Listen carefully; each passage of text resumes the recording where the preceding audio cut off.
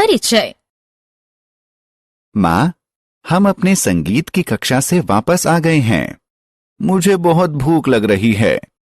मुझे भी। ठीक है बच्चों, ये सेब लो और अपने में बांट लो, तब तक मैं खाना बनाती हूँ। लेकिन माँ, हम इसे कैसे बांटेंगे? ये बहुत आसान है। सेब को चाकू से 2 बराबर भाग में काटो ताकि तुम दोनों को सेब का आधा हिस्सा मिल सके। बच्चों, आज आप अपने दैनिक जीवन में भिन्न के बारे में सीखेंगे। हमारे साथ आओ। आओ सीखें। भिन्न संख्याओं की अवधारणा का वर्णन करना, प्रत्येक भिन्न के अंश और हर को पहचानना, ये समझना कि किसी समुच्चय के पूर्ण या आंशिक भाग को प्रदर्शित करने के लिए भिन्न का प्रयोग कैसे करेंगे। दैनिक जीवन में भिन्न संख्याओं के उपयोग पर चर्चा करना। भिन्न संख्याएं क्या होती हैं? क्या आप गिन सकते हैं कि यहाँ कितने वृत्त हैं? 1, 2, 3, 4, 5।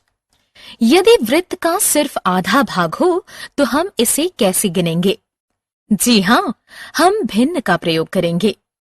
भिन्न संख्याएं वे संख्याएं हैं जो एक पूर्ण का एक भाग निरूपित करती है। अंश और हर। यहाँ एक पूरा जन्मदिन का केक है। आइए इसे छोटे टुकड़ों में काटें। यदि हम केक को बीच से काटें तो हमें 2 बराबर भाग प्राप्त होंगे। हर भाग पूरे केक का एक आधा है। हम इसे भिन्न के रूप में लिख सकते हैं।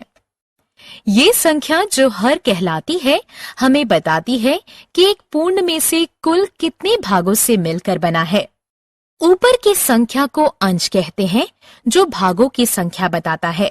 अतः ये केक का एक आधा है और ये केक का 2 आधा है। इसलिए 2 को 2 से भाग देने पर आएगा 1, जो कि एक पूरा केक है। चतुर्थांश क्या है? आइए अब केक को 4 भाग में काटें। हर भाग केक के 1/4 भाग को निरूपित करता है। अतः भिन्न होगी 1/4। इसे चतुर्थांश भी कहते हैं।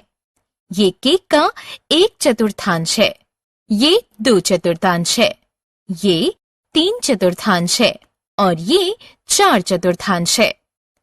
4 को 4 से भाग देंगे, भागफल 1 होगा। अतः 4/4 मिलकर एक पूरा केक बनाते हैं। आप केक को और अधिक भागों में बांट सकते हैं। आओ खेलें। सही भिन्न संख्या को उचित स्थान में लगाओ। भिन्न संख्याओं का मुद्रा में प्रयोग। 25 पैसे के इस सिक्के को देखें। 25 पैसा एक सिक्का 1 रुपए के सिक्के का 1/4 होता है। इस प्रकार 10 रुपए का एक नोट 50 रुपए के एक नोट का 1/5वां भाग होता है। अतः बच्चों, भिन्न संख्याओं का प्रयोग मुद्राओं में भी होता है। समूह में भिन्न संख्याएं। याद रखें कि हम भिन्न संख्याओं का प्रयोग समूह की वस्तुओं के बारे में बात करने के लिए कर सकते हैं। देखिए, इस प्लेट में 13 बिस्किट हैं। ये हमारा हर है। लेकिन सभी बिस्किट एक ही प्रकार के नहीं हैं। उनमें से 6 चॉकलेट बिस्किट हैं, जबकि 7 मिल्क क्रीम वाले हैं। अतः वे अंश हैं। इसलिए हम कह सकते हैं कि ये 6 13वां चॉकलेट बिस्किट है और 7 13वां मिल्क क्रीम बिस्किट है। भिन्न संख्याओं का समय में प्रयोग। क्या हम समय को भिन्न में विभाजित कर सकते हैं? हाँ, इस घड़ी को देखो। घंटा एक पूर्ण संख्या होगी और मिनट उसका भाग होगा, क्योंकि एक घंटे में 60 मिनट होते हैं। इसलिए हर मिनट 1/60 भाग है। आप कह सकते हैं कि 20 मिनट 20/60 भाग के बराबर है और ये 1/3 के बराबर होगा। भिन्न संख्याओं के दूसरे प्रयोग। आप में से कितनों को संगीत पसंद है? बहुत अच्छे। हर किसी को संगीत पसंद है। संगीत में पूरा नोट, आधा नोट, एक चौथाई नोट होते हैं और वे सब एक दूसरे से जुड़े होते हैं। अतः दो आधे नोट की लंबाई एक पूरी नोट जितनी होती है और चार एक चौथाई नोट एक पूरी नोट की लंबाई के बराबर होते हैं। क्या ये अद्भुत नहीं है? इसके अलावा आपकी माँ खाना बनाने में भी भिन्न संख्याओं का प्रयोग करती हैं। आप अपने लिए एक कप चाय कैसे बनाएंगे? आपको आधा कप पानी की जरूरत होगी, है कि नहीं? अतः आपने देखा कि भिन्न संख्याएं हमारे दैनिक जीवन में हर जगह हैं और वे हमारे लिए बहुत उपयोगी हैं।